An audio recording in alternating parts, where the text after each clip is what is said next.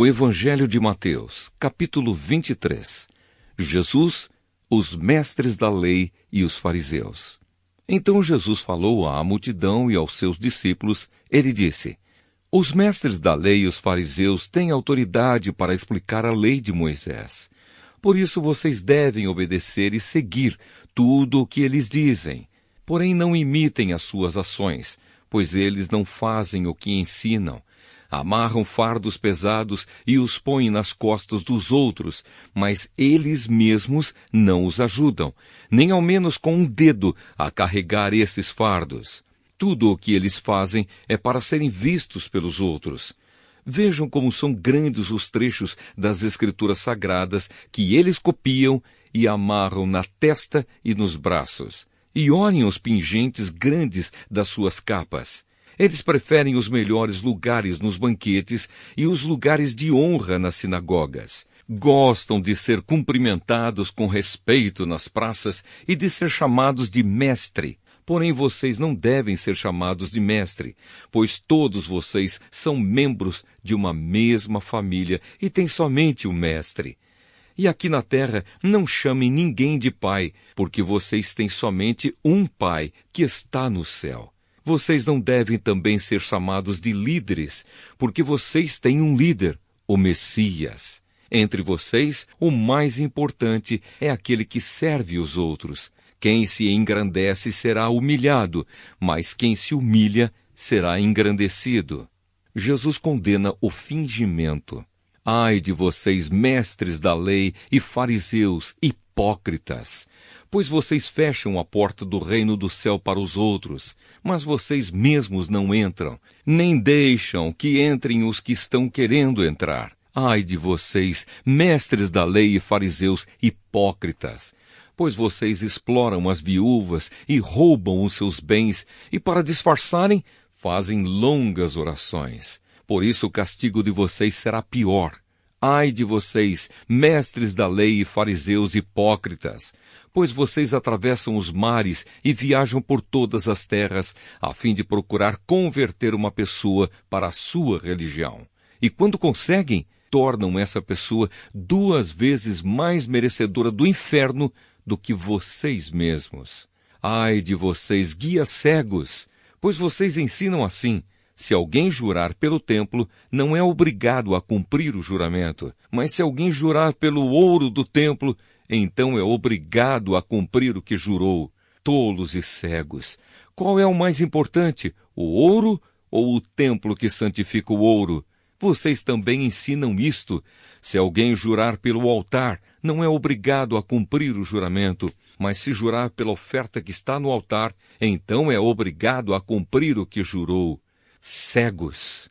Qual é mais importante, a oferta ou o altar que santifica a oferta? Por isso, quando alguém jura pelo altar, está jurando pelo altar e por todas as ofertas que estão em cima dele. Quando alguém jura pelo templo, está jurando pelo templo e por Deus, que mora ali.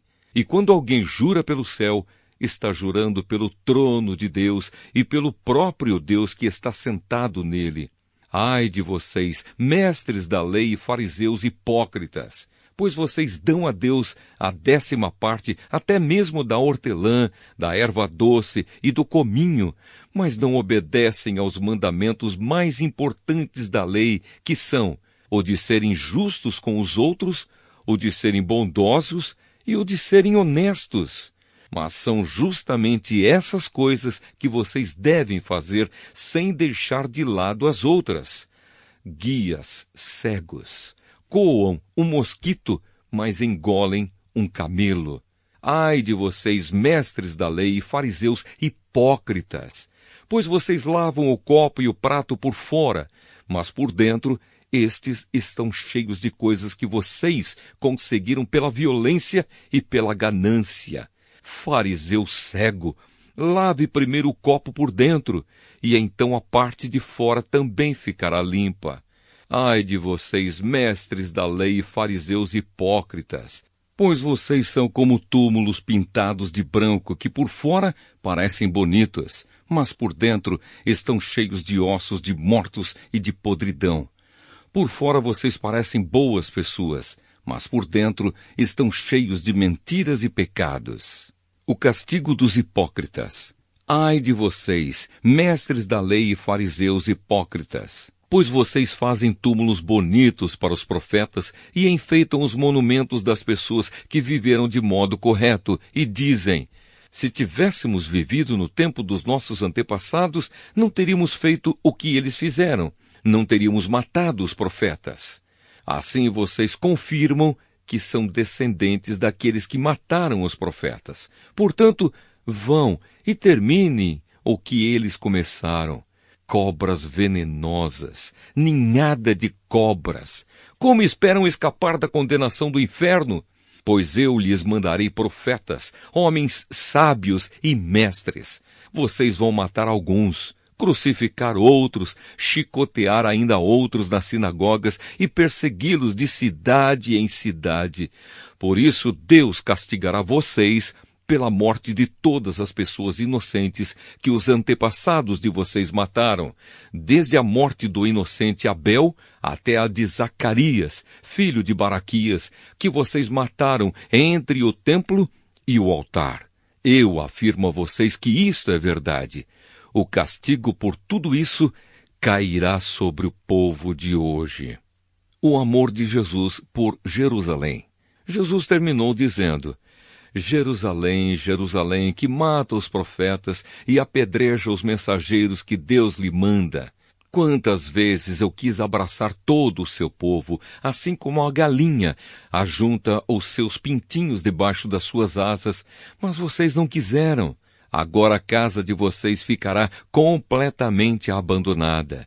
Eu afirmo que vocês não me verão mais, até chegar o tempo em que dirão: Deus abençoe aquele que vem em nome do Senhor. O Evangelho de Mateus, capítulo 24.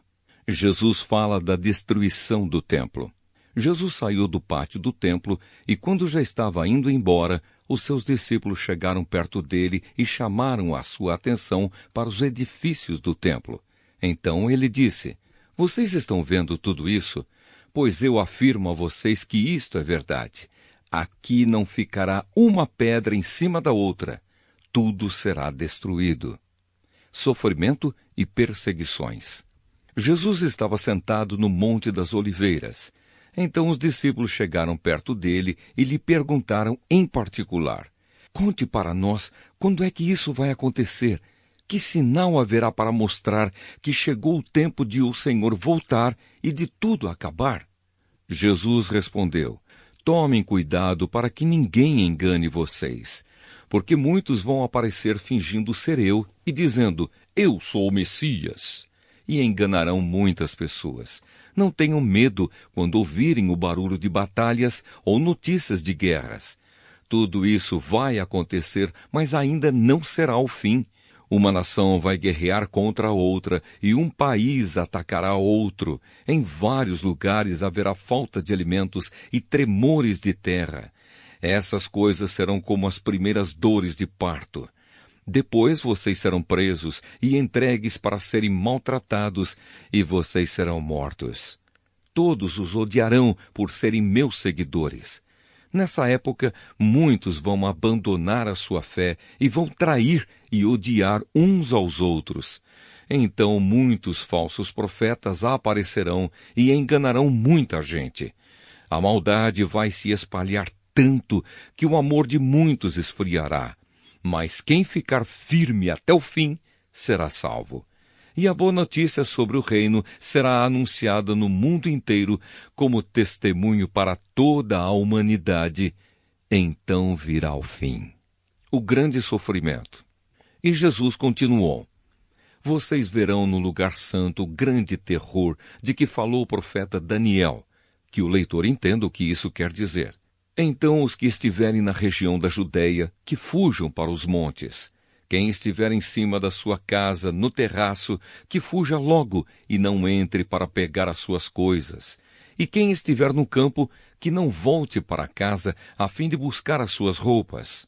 Ai das mulheres grávidas e das mães com criancinhas naqueles dias. Orem a Deus para que vocês não tenham de fugir no inverno ou no sábado, porque naqueles dias haverá um sofrimento tão grande como nunca houve desde que Deus criou o mundo, e nunca mais acontecerá uma coisa igual.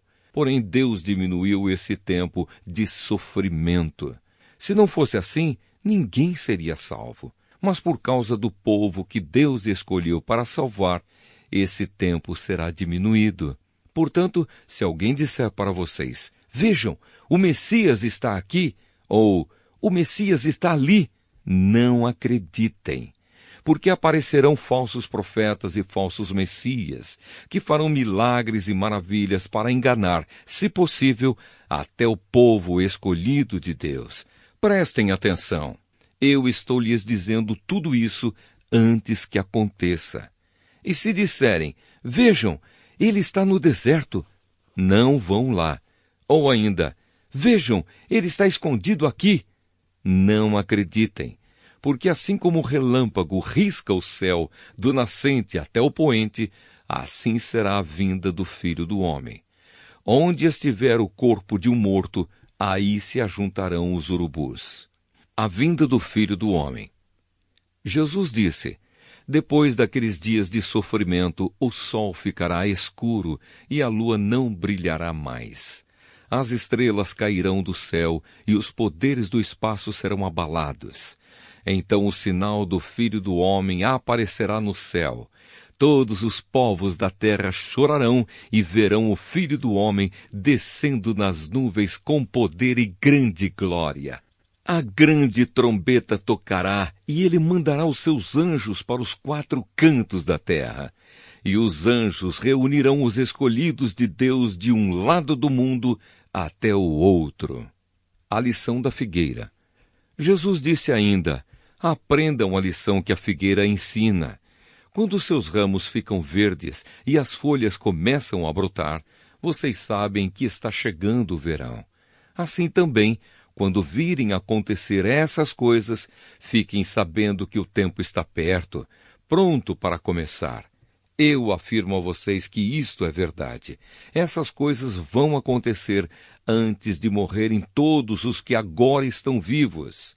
O céu e a terra desaparecerão, mas as minhas palavras ficarão para sempre. O dia e a hora. Jesus continuou dizendo, mas ninguém sabe nem o dia, nem a hora em que tudo isso vai acontecer. Nem os anjos do céu, nem o Filho, mas somente o Pai. A vinda do Filho do Homem será como aquilo que aconteceu no tempo de Noé. Pois antes do dilúvio, o povo comia e bebia, e os homens e as mulheres casavam, até o dia em que Noé entrou na barca. Porém não sabiam o que estava acontecendo, até que veio o dilúvio e levou todos. Assim também será a vinda do Filho do Homem. Naquele dia, 2 homens estarão trabalhando na fazenda. Um será levado e o outro deixado. 2 mulheres estarão no moinho moendo trigo.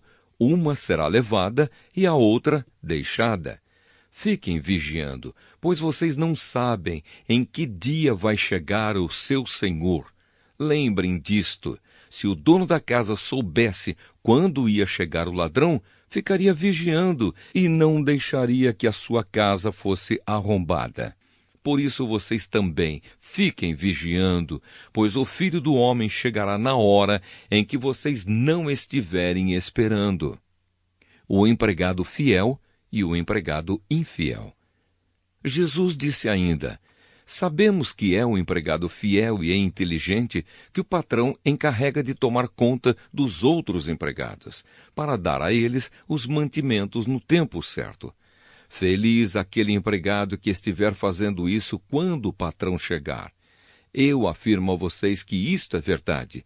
O patrão vai colocá-lo como encarregado de toda a sua propriedade. Mas se o empregado for mau, pensará assim, o meu patrão está demorando muito para voltar. Então começará a bater nos seus companheiros e a comer e a beber com os bêbados. E o patrão voltará no dia em que o empregado menos espera e na hora que ele não sabe. Aí o patrão mandará cortar o empregado em pedaços e o condenará a ir para o lugar aonde os hipócritas vão. Ali ele vai chorar e ranger os dentes de desespero.